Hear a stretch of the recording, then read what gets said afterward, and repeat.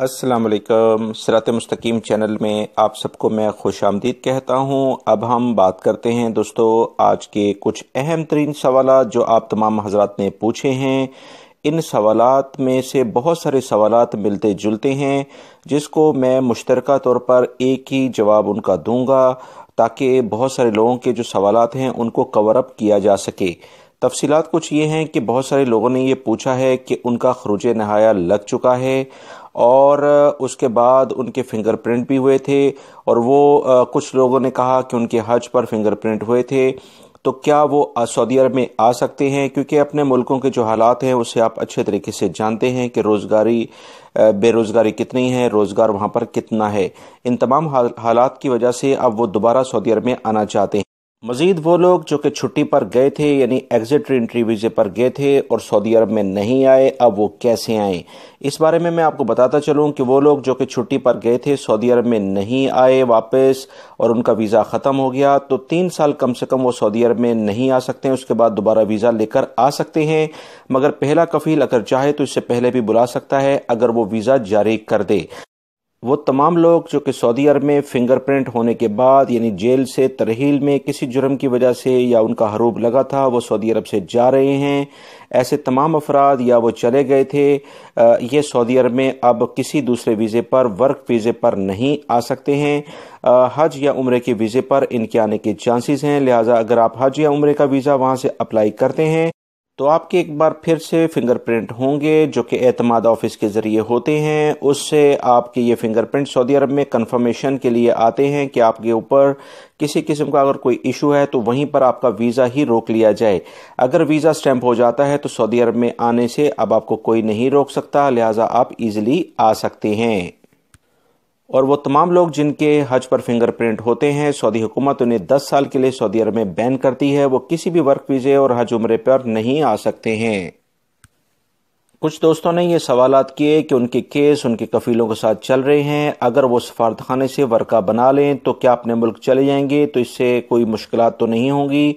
याद रखें जब तक आपका केस आपने अगर खुद किया है तो आप उसको कैंसिल करवा दें तो ये ज़्यादा बेहतर है और उसके बाद सफारतखाने से वो वर्का हासिल करके अपने मुल्क जाएं ताकि आने वाले टाइम में आपके लिए भी मुश्किलात ना हों। और मज़ीद सवाल ये पूछा गया कि कफ़ील के साथ कुछ मसला हुआ है और उसने जवाज़ात से फिंगरप्रिंट करके खरूज नहाय लगा दिया। दोस्तों मैं अपनी मुख्तलिफ वीडियोज़ में ये मुसलसल कहता आया हूँ कफ़ील या कंपनी को बहुत ज़्यादा इख्तियारात होते हैं, वो बिल्कुल आपका खरूज नहाया लगा सकता है, लिहाजा उसे बिगाड़ने की ज़रूरत नहीं है। अगर आपके साथ उसकी नहीं बनती तो या तो ट्रांसफ़र ले लें या अपना फाइनल एग्जिट लगाकर अपने मुल्कों में वापस चले जाएँ। मज़ीद ऑप्शन ये होता है कि अगर आपके साथ मज़ीद मुश्किलात हैं तो लाजमी तौर पर फौरी तौर पर सबूतों के साथ मकतबा अमल से रुजू किया जाए ताकि आपको आपका हक मिल सके।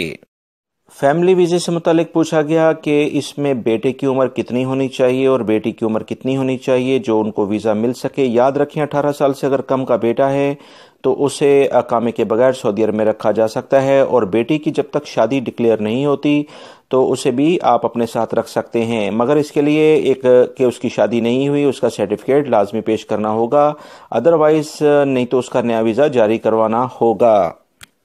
एक और भाई ने सवाल पूछा कि सऊदीया में गलती से वो पकड़े गए और बेकसूर होने के बाद अदालत ने उन्हें बाइज्जत बरी कर दिया, मगर इसी दौरान कफ़ील ने उनका हरूब लगा दिया था, इनका हरूब कैसे ख़त्म होगा? याद रखें अगर अदालत में इस तरह से केस चल रहा है तो लाजमी कफ़ील से रब्ता करने की कोशिश की होगी अदालत ने खुद।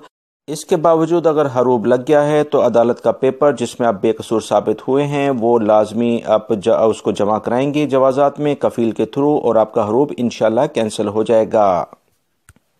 एक और भाई ने सवाल पूछा कि कफ़ील ने पासपोर्ट भी ले लिया है, सैलरी भी नहीं देता, मकतब अमल में जाकर उसे क्या करना होगा? याद रखें कफ़ील का पासपोर्ट लेना और सैलरी ना देना ये दोनों मकतब अमल यानी मिनिस्ट्री ऑफ लेबर के कवानीन के ऐन खिलाफ वर्जी है। आप यही बात सबूतों के साथ मकतब अमल में जाके कहें तो इंशाल्लाह आपको ये दोनों चीज़ें मिल जाएंगी।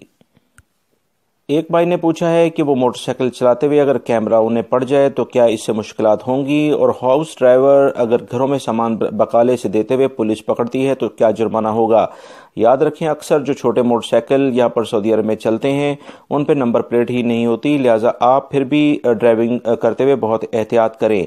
घरों में अगर आप सामान एज अ हाउस ड्राइवर یعنی سائے خاص کے ہوتے ہوئے یہ کام کرتے ہیں، تو جو کہ لیبر قوانین کی کھلی خلاف ورزی ہے تو پولیس پکڑے گی، یا مکتب عمل کا کوئی بھی شخص اگر آپ کو باقاعدہ قانون کے مطابق پکڑتا ہے تو بالکل جرمانہ ہو سکتا ہے، بلکہ مزید سزا بھی ہو سکتی ہے۔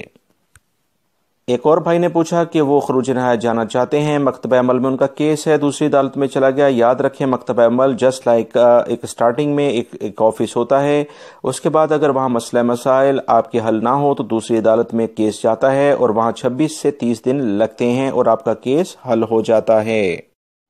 ایک دوست نے پوچھا کہ کمپنی نے خود ایگزٹ انٹری لگایا کہ ان کا پروجیکٹ ختم ہو گیا ہے، پھر دوبارہ واپس بلائیں گے، مگر سعودی عرب میں دوبارہ نہیں بلایا، تو اب وہ کیا کریں؟ یاد رکھیے گا، اگر کمپنی نے ایگزٹ انٹری آپ کا یہ 2019 سے پہلے لگایا تھا تو اس کے بعد آپ کوشش کریں، میں نے جیسے آپ کو بتایا تھا کہ اعتماد کا آفس آپ کو اگر ویزا اس کے تھرو سٹیمپ ہو جاتا ہے تو آپ بالکل آ سکتے ہیں، مگر نئے قوانین کے مطابق 3 سال کی کم سے کم پابندی ہوتی ہے، مگر آپ اپنے طور پر کوشش کریں۔ کفیل کے پاس آتے ہی 6 مہینے ہو گئے، اس کفیل سے کوئی رابطہ نہیں ہوا، یہ ایک اور بھائی نے سوال پوچھا ہے، اب وہ کیا کریں؟ یاد رکھیں گا، اگر سعودی عرب میں آنے کے بعد آپ کا کفیل آپ سے رابطے میں نہیں آتا تو فوری طور پر 90 دن کے اندر آپ جو ہے وہ مکتبہ عمل اور جوازات سے رابطہ کریں، تاکہ آپ کو یا تو نقل کفالہ ہو سکے یا فائنل ایگزٹ لگ سکے۔